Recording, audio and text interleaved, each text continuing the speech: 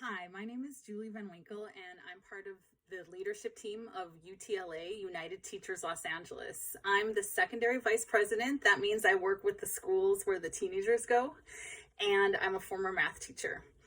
I'm honored to talk with the Fire Brigade Union today about the economic impact that COVID-19 will have on all of us and the critical role that we as unionized workers can play during this time. Our union, UTLA, is the second largest teachers union in the United States, with over 30,000 members serving over 500,000 students in Los Angeles. You may have heard about our strike in 2019 when we won gains not only for our members, but for the students of Los Angeles. We pride ourselves in being a social justice union and understanding that our fight is not just about improving working conditions for our members, but it's also about actually improving and transforming our society. During this worldwide pandemic, there are so many uncertainties that I'm sure are causing a lot of anxiety for you. I know for me, for sure. But our union is trying to focus on the possibilities that our current situation presents to us. Right now, we're seeing the ways in which unfettered capitalism is failing the vast majority of people in the United States. Here in California, the richest state in the USA and the fifth richest economy in the world, the number of people experiencing homelessness is rising at a rate that none of us have ever seen in our lifetimes. Here in LA, a large number of the families our union serves are undocumented, which means that they're not eligible for any government financial relief and that they have limited access to healthcare and sometimes no access to healthcare at all.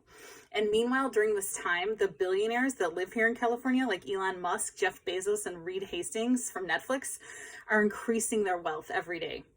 Our teacher union understands that we, the teachers, play a critical role during this time. For our economy to truly reopen, schools must reopen. Our president, I try not to say his name, I say number 45 because he's the 45th president, just tweeted yesterday that our schools must reopen in the fall. For us in LA, that would mean putting our students, 80% of whom are Black and brown and 80% of whom are below the poverty level, along with all the school staff and all of our families and all of our networks at risk so that the economy, which increasingly serves the very wealthy by exploiting everyone else, will not take too bad of a hit.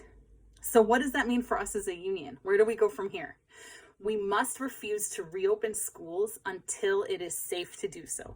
In the meantime, we need to have conversations about social safety nets that are needed while schools are shut down. Here in the US, billionaires are increasing their wealth significantly, but the typical US citizen got one check one time for $1,200, and that was months ago.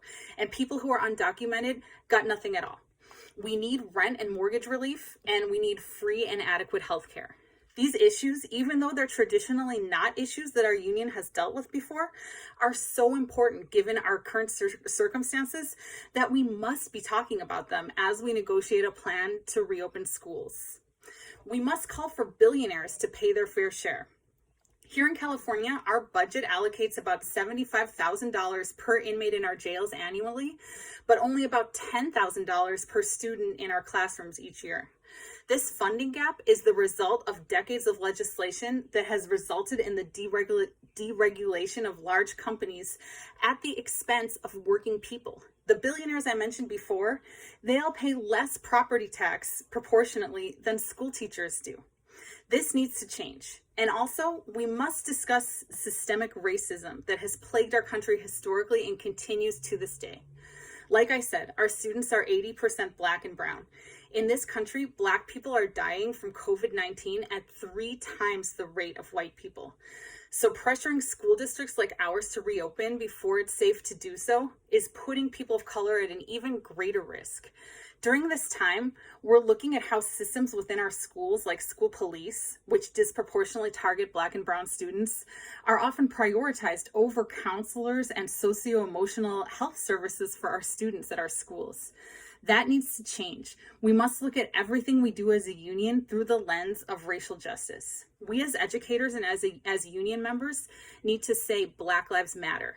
And we need to prove in our actions and priorities as an organization that we truly believe Black Lives Matter. So these are very ambitious goals, but they're also what keep us as the leadership of our union motivated during these times. A well-known chant that I hear a lot, I'm sure you've heard it at protests, says, "We are unstoppable, another world is possible." And I think that we as union members need to think about this and think about how we can all work together to actually create a world that is better for working people than the one that existed pre-COVID.